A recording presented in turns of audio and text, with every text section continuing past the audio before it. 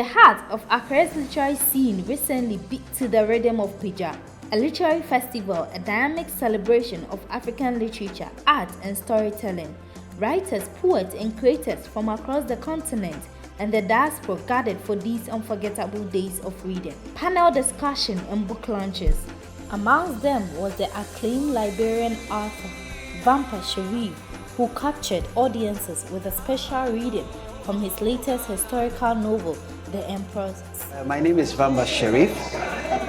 I was born in Liberia, but I grew up in Kuwait. I was a teenager when I moved there. That's where I went to school, so I grew up speaking Arabic, besides other African languages like Bandi and Mandingo and Mende. And in Kuwait, I was exposed to war literature, read the Russian writers, the European writers, the Americans, some Asian writers, and many African writers. And so war came in Kuwait, the Gulf War, and I was forced to flee Kuwait and through Jordan, 2 years in Syria, and finally ended up in the Netherlands as a refugee. This year's festival, held at the Goethe Institute, was a perfect platform for Sherif to introduce his latest work to the Ghanaian audience. His reading attracted an enthusiastic, multicultural crowd, including many from his home country, Liberia, who came to show their support.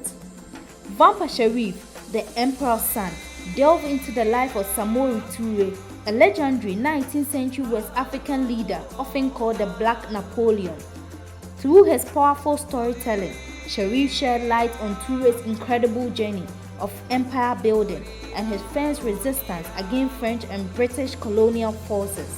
When I came across Samori Touré, Emperor Samori Touré, about whom this novel is, I stumbled upon a fact that brought me closer to him. And that fact was that his mother, who was born in the savannah, traced her origin to a people, the Pillars of Liberia. So that such a great man who is seen as a hero to many Africans, that he could trace his origin to a people of Liberia, my country, I found was the missing link that I was searching for to be able to write this novel. With this novel, Sherif aimed to reclaim Touré's legacy, bringing his story to the forefront of African historical narratives, much like Shaka Zulu's.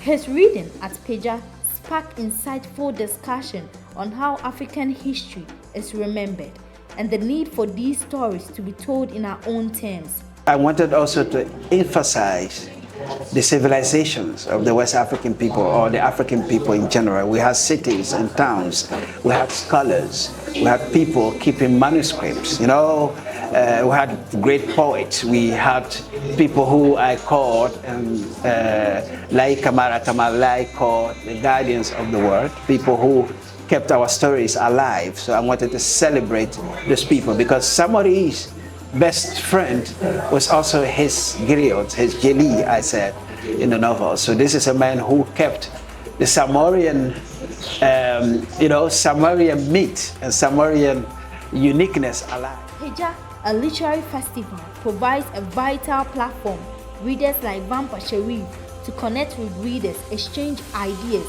and celebrate the richness of African literature. Speaking with the director of Pa Gya and the Writers Project Ghana, Martin Aglobe, he shared with us how they came about the festival. I must say that this is something we were thinking about, but the origination of it wasn't really our idea. It was the director of the Goethe Institute at that time, Annie, who asked, was it possible to turn these readings into a festival? So he said, okay, hang on, let's think about it. So we went back, thought about it, and said, yeah, we can do it. And so we agreed then that we would do a literary festival. As the Emperor's Son continues to make a mark, Vamba Sherif stands as a key voice in the movement of illuminant African forgotten history.